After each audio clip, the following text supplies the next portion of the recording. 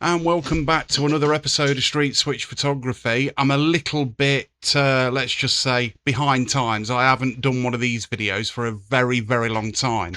So what I thought I'd do today is basically break down Keir Starmer's new rules on banning the internet for the ages under 16 and what it actually means to everybody else and how it will affect everyone else. You might not think it's going to affect everybody else, but you could not be more wrong. Now, there is a hidden agenda and they can weaponize this. Let's just listen to what Keir Starmer says and we'll go from there, and we'll pause the video and I'll tell you what he's on about halfway through the video, if that makes any sense. So let's listen to what two-tier Keir Starling is actually talking about. The mediators from Pakistan and Qatar and all those involved. This is a hugely significant moment. We have long called for de-escalation. His fucking voice goes through me. And it is vital that all parties seize this opportunity Gives me the stability in the region and restore freedom of navigation in the Strait of Hormuz, which in turn will ease the economic pressures felt by people here in the United Kingdom and around the world. We will now work closely with our partners to support this agreement and to ensure it turns into a durable, lasting peace. Now, turning to social media, and can I say how great it is to see so many people here who played such... He talks like a child. It is not normal, is he? A key role in the consultation. And, you know, some people are dismissive of processes like this. So what this is actually about is Keir Starmer wants to ban internet or social media for all under 16 years of age. So basically anybody that turns 16 will have to prove that they are over the age of 16 and provide, I would guess, something along the lines of digital ID. Yes, you heard it right. This won't just be people that are 16 years old. It will be 16 and upwards, including myself. Now you'll have to provide a passport. It's to push the digital ID. Now, whilst I agree, we need to protect children from what is online, from certain social media, certain websites and things like that. They couldn't be more sort of hidden. And Keir Starmer, in that respect, I agree. Yes, we should be protecting kids from what is online. We should be protecting kids from a lot of things. For example, Pakistani rape gangs, people that want to behead people, people that want to cut people's faces off, people that want to harm us. But, you know, the internet is the biggest problem and the far right. But anyway, let's carry on with the video and see what Keir Starling or Keir two-tier Darling has got to say about policy making that doesn't listen very carefully to the voices of those it seeks to serve. That is not how this government carries out its business. And so I just want to thank you for the role that you have all played. And indeed, I want to thank all the people who have campaigned so courageously on this issue, including those who have done so after suffering terrible tragedy or loss. Thank you. Because today is a big moment for our country. This is a big step, real change for our children and our future. Because today I can announce... Now, we did say our children, our future. He's disguising this policy to protect children. So anybody that sort of is against it, he'll turn around and say, well, why wouldn't you want to protect children? Like there isn't any other ways of doing it. So just bear that in mind. That the government will ban access to social media for all children under the age of 16. Now, I believe they're going on the Australian model, which has not worked.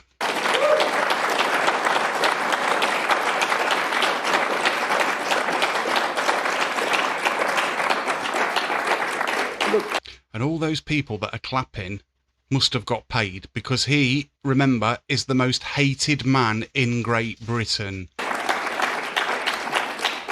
And this is not something I do lightly, and I will not present it as cost-free, as if social media has brought no benefits to young people, because clearly that is wrong. But government is always about choices. And it's clear About making all the wrong choices, Keir, hey? to me that a full ban is the right choice. Now, I come to it as a parent myself. The one that took his son to, I think it was Lord Ali's flat during COVID. I know exactly the fears that we all feel when we're thinking You feel? about this issue. Of course you do. You know, all I've ever wanted for my own children, hand on heart, is for them to be happy and for them to be safe. And I think that's what any parent wants.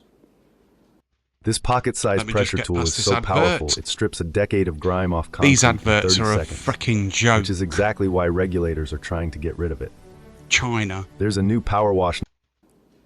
But I ask the question now, do we truly believe that social media creates a happy environment for our We know that social media does not create a happy environment for children. Hence, I wouldn't let my child on somewhere like Facebook, X, and other social media. But if you are a good parent, you should be doing that anyway. You should be policing what your child is watching on the internet. You should be checking up on them. You should be making sure they're safe. But this twat wants to create a nanny state. He wants to control every aspect of your life, right down to how much fibre you have in your diet and how regularly you have a crap. Because that's all that comes out this guy's mouth. children? Do we truly believe that it's a place where they can feel safe? I don't think I even need to answer those questions, do I? Every parent can see it with their own eyes. Now, this is what he's going to say. I think he's going to basically turn around and say every single parent wants this because they haven't been told how it can actually be weaponized and what it can be used for in the future and what it means for the parents as well. Not just the children, the parents as well. A surveillance state like China. This is what it means. Make no mistake. Digital ID via the back door, and we all know how much Keir Starmer likes the Ukrainian back door, don't we? Social media is making children unhappy. It's making it easier for bullies to harass and abuse them. And it could even be harming their mental health. It could even be harming their mental health, yet other ideologies, i.e. LGBTQ4K, will not cause any mental health issues whatsoever. Yet that is on its way out, and the statistics are out on that, and people have woke up to it. They know what harm it's doing, and they know that this idiot here wants to push this agenda in schools and teach children that in schools. So that's bullshit. Exposing them to content that is dangerous, because that's what grabs the attention. It's designed to be addictive. Of course it is. Agree. Features like the infinite scroll, they're designed to lock you in for hours.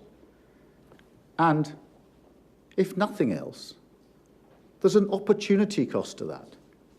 It stops children doing their homework, reading, playing with their friends outside, going to bed at a decent hour. Now, that may not sound like much, but these are the activities that help a child develop into an adult.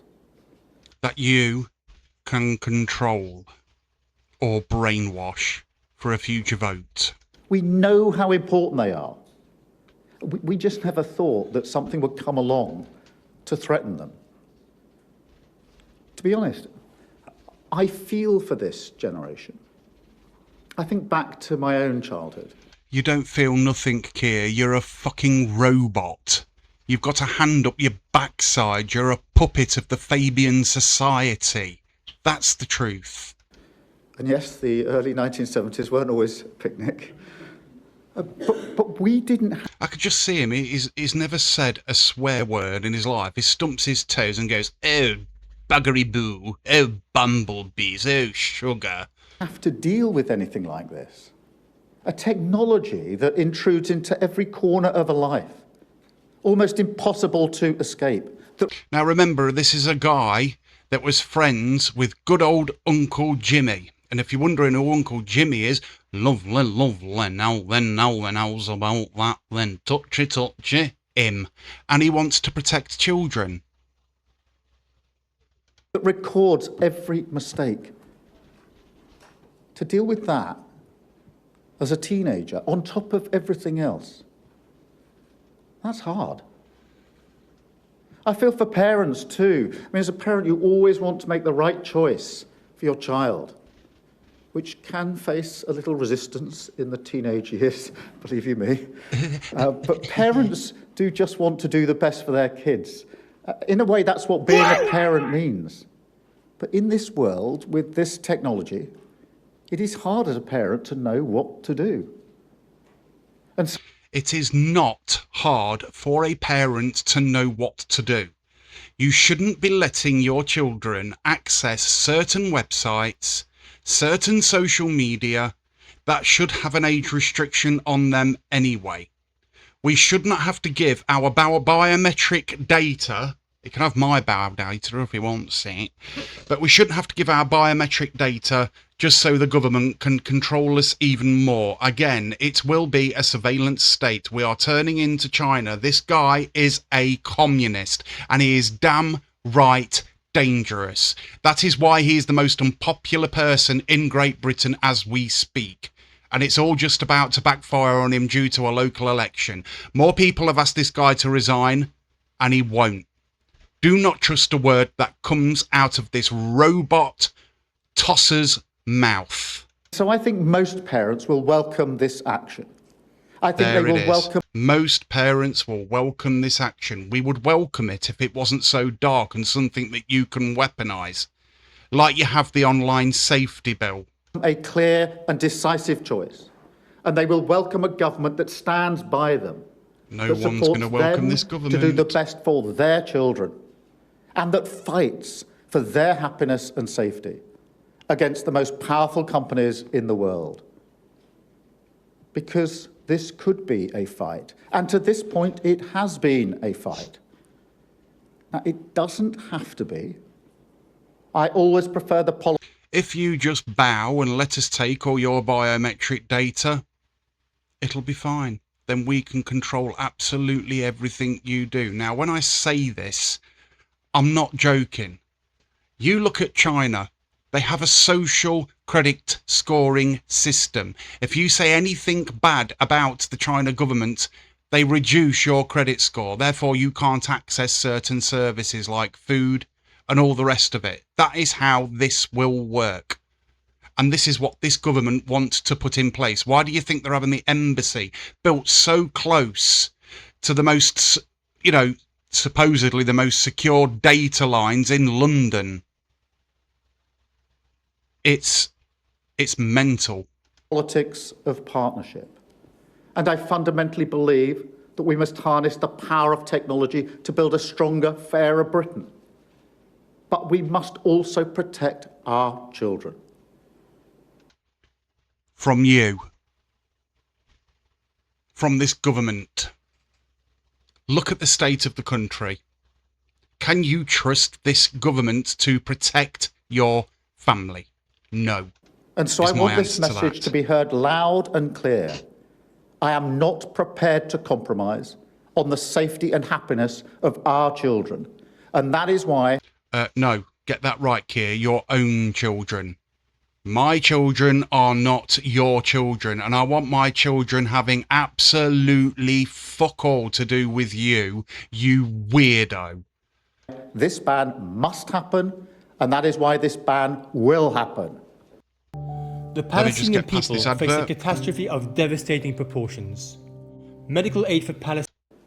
Medical aid for Palestine. We don't live in Palestine, we live in Great Britain. I'm sure they'll get over it after October the 7th, but that's another video. Listen to all the robot drones clapping in the background. That's me adding that, by the way. And again. But it won't be easy. I mean, some technology companies want us to think that social media is unchangeable, part of an almost natural order. Now, I already know that YouTube are actually pushing back against this. It's going to be interesting to see what Elon Musk actually has to say about it. And Keir Starmer has got a meeting with Trump soon, and he's already accused Great Britain of stifling free speech. He mentions the Magna Carta and things like that, and this is what this government are up to. We know what you're up to, Keir. We're not stupid. You might think we are. You might think you're a goddamn genius with your Fabian Society Y-fronts there, but you're not, mate. You're seriously not. Especially when you've got people like David Lammy in bloody control and things like that. I mean, come on, get real. But we have to resist that kind of learned helplessness. We have agency. We can change it, and we will. I tell you what this government is. It's a 5-year-old in a room with nothing else other than a big red button that says, "Do not press." That is what this government are. That's exactly what this government are. Yes, it's hard. Hard to legislate for, hard to regulate, hard to enforce. That's why we... Why does this video remind me something from Police Academy? Sought a wide range of views on this. That's why we listened to people, had a conversation. We looked carefully at the evidence, learned from countries like Australia. And it hasn't worked, so you clearly haven't learned. That are taking similar steps. 70% of children in Australia still access the internet and social media, which they should not be on, daily. Fact. And we're not just bringing forward a ban, we're going further. We're taking world-leading action on gaming services and live streaming platforms, where, at the moment, strangers can contact any child unchecked. Incorrect. Not if it's monitored by the parents. Pretty simple. So there's your answer for that. Again, the reason they want to do this is so they can implement digital ID via the back passage, the back door, whatever you want to call it. Do not fall for it. What you can do to actually stop this is use something called a VPN. You can download the app to your phone, and then what I suggest you do is take the APK file and put it onto what you call cold storage of, you know, a USB stick or an SD card, and put it away somewhere. You'll always be able to update it or something along those lines, and then you can use that VPN on your phone even if they ban VPNs. You'll still be able to use it. There's plenty of free VPNs out there. I'll do another video on that in the near future. Just think about that. Is there a situation in the offline world where you would just let your child pair up with a stranger? Like Lord Ali? Lovely, lovely. An adult that you don't know anything about? Do not forget who this bloke was before he was in government. He was a human rights lawyer. He got pedophiles off from going to prison. That was his job. And he's talking about protecting children. Also, friends with the biggest pedophile that ever lived who worked for the BBC, Jimmy Savile. Also, Jeffrey Epstein. He's got connections there as well, but there's mobile phones and documents and things like that gone missing.